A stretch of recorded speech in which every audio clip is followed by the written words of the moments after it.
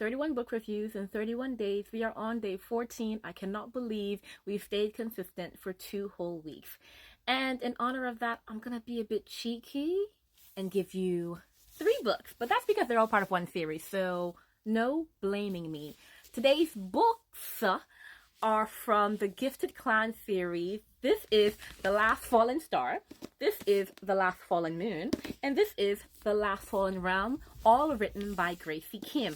Now, why I'm going to count it all as one is because it's one series, so technically it's one whole book, if they were ever to like just bind them all together, which some authors actually do. So let's be real, it's not even a cheat, it's just maybe a bit of a, loophole. But let's get into this. So this is about a young girl, and first and foremost, let me let you guys know that this is Korean mythology, so it is definitely like super fun for me anyway. Like, that's all I'm gonna say. It's about this young girl named Riley, and she's been adopted into her family, and she has obviously an adoptive sister, and they're the same age. Her adoptive sister name is Hattie. Now, in this family, they're all Korean witches, except Riley, because Riley was adopted. But they're all Korean witches, and they're all part of the Gum clan, which are healers. So in the Korean community, those who are witches have, they belong to a clan which has specific powers. So you have, and these powers are based on the god which they are bound to and serve. So the Gum clan, I can't remember which god they serve, but they're healers. And then you have the Gumiho, and then you have the Horangi, like all attributed to one of the Korean spirits, and spirits will endow you with power. So you'll hear the fox spirits, you'll hear this spirit, and they will endow you with abilities which come from the spirit themselves.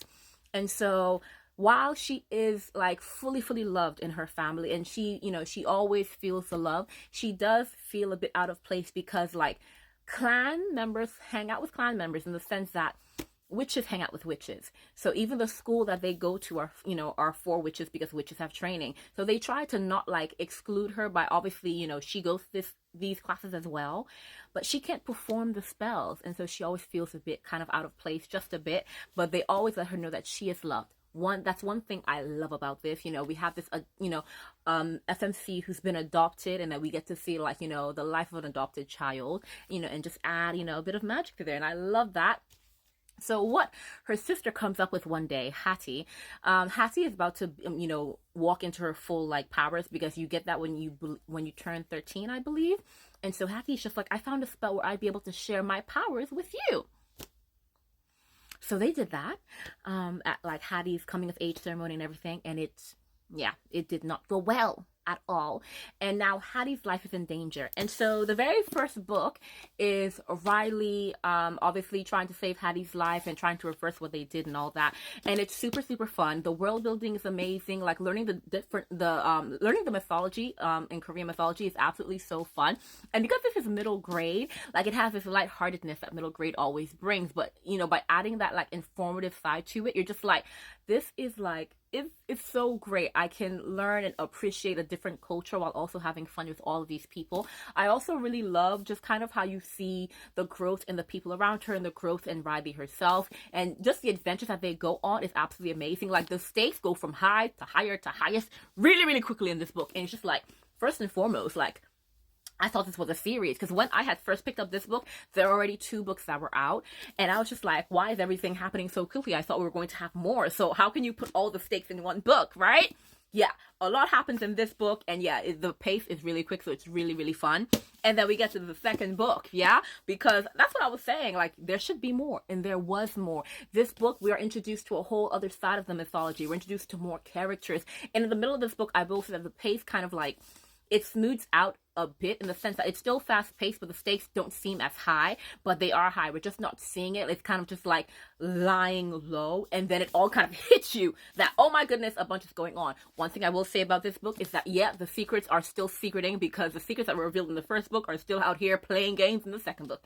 And then we're just like, okay, what are the stakes in this book? Because we're not seeing that many high stakes in this book. And then towards the end, everything just falls apart, and all hell breaks loose like nothing you would have guessed. And then we get to the final book, and see this is where it's kind of just like, are we still in middle grade? Because some things that happen in this book, I'm just like, you're not inappropriate things, but in terms of like how high the stakes go and like how, the consequences actually, show themselves. I'm like, first of all, I wasn't prepared for some of this. Like, this is meant to be middle grade. I'm not meant to be getting hurt in this way. I'm like, is this like, when Percy Jackson made the transition to from middle grade to more YA? I'm just like, is that what's happening here? Because I'm feeling it.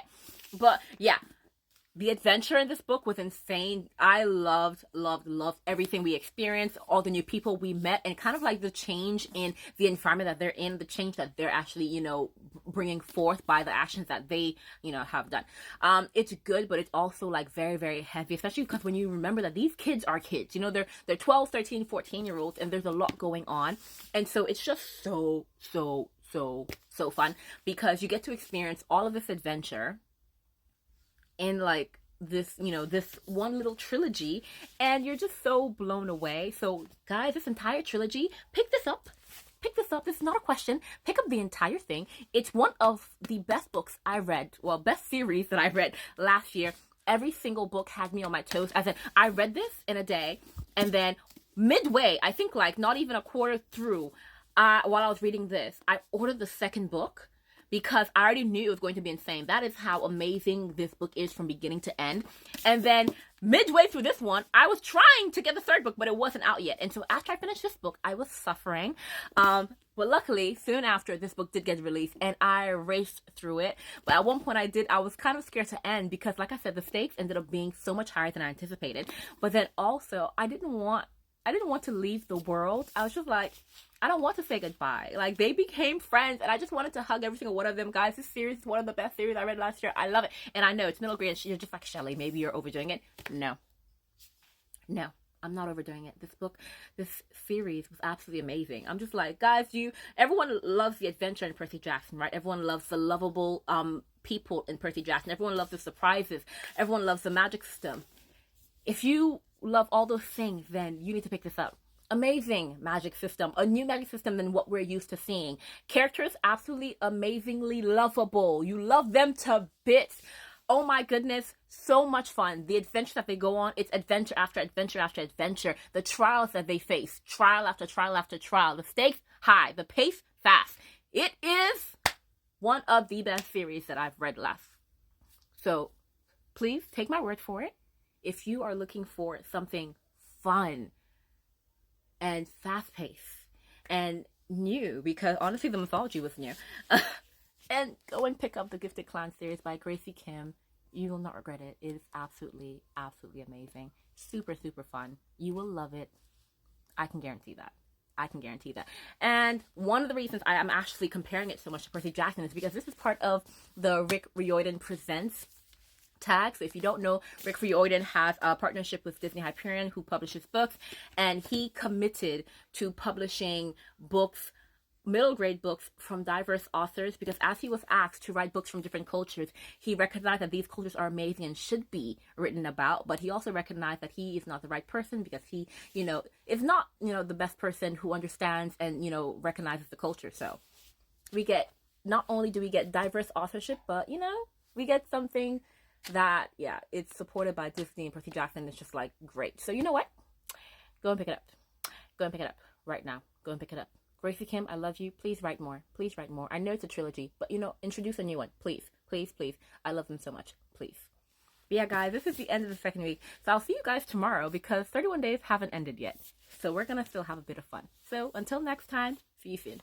Bye.